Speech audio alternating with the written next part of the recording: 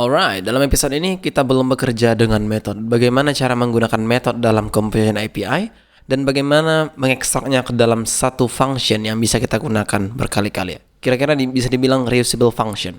Nah, yang pertama coba dulu di sini. Saya akan buat satu setup function yang default ketika misalnya kita ingin menggunakan Composition API. Yang pertama, coba dulu kita sediakan state-nya. Apa namanya? Kita panggil aja dulu namanya number. Ref, kita buat di sini misalnya default-nya itu adalah 0. Mari kita import ref-nya dari view.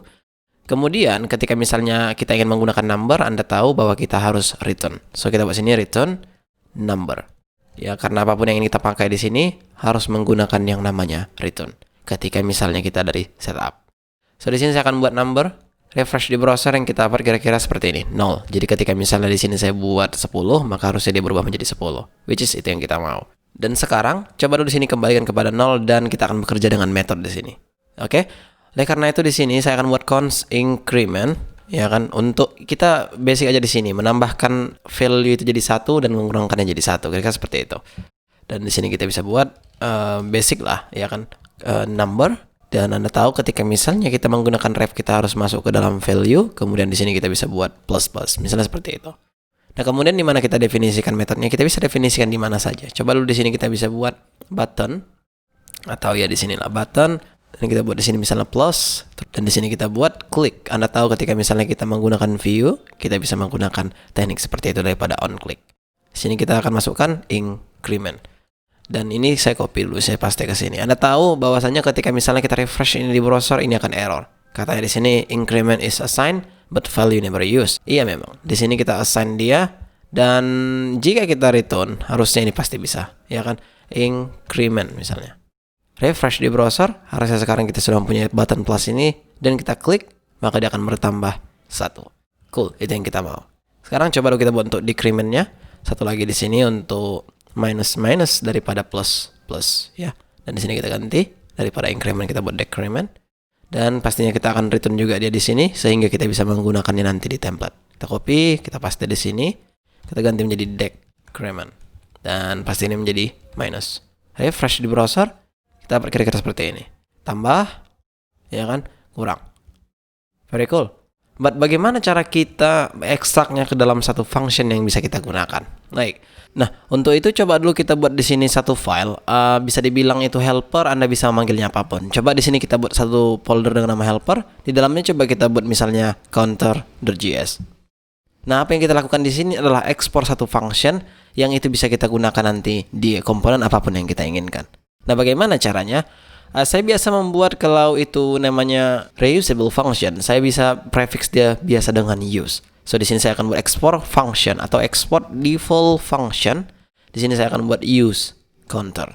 Nah, kenapa saya buat use counter? Hanya karena memang kita ingin menggunakan dia di setiap komponen yang kita butuhkan. Maka di sini saya buat use.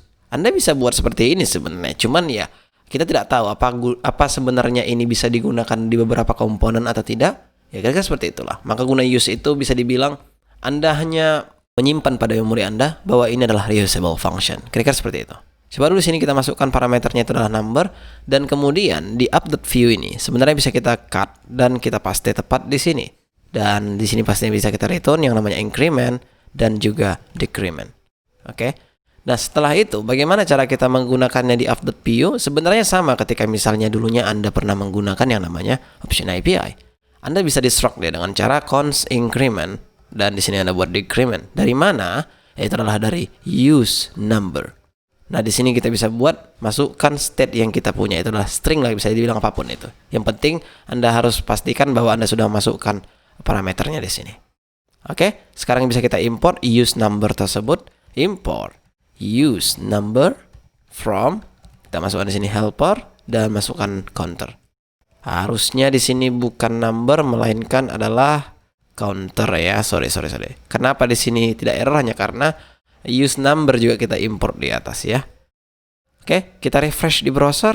Harusnya kita mendapatkan the same thing dan seandainya saya add dia, maka dia akan increase secara default. Dan begitu juga ketika misalnya kita decrease. Oke, artinya ketika misalnya Anda ingin menggunakan reusable function, ini adalah cara yang bisa Anda gunakan. Nah, cuman Kalau seandainya dia cuman simple, apalagi seperti counter seperti ini, sepertinya tidak perlu.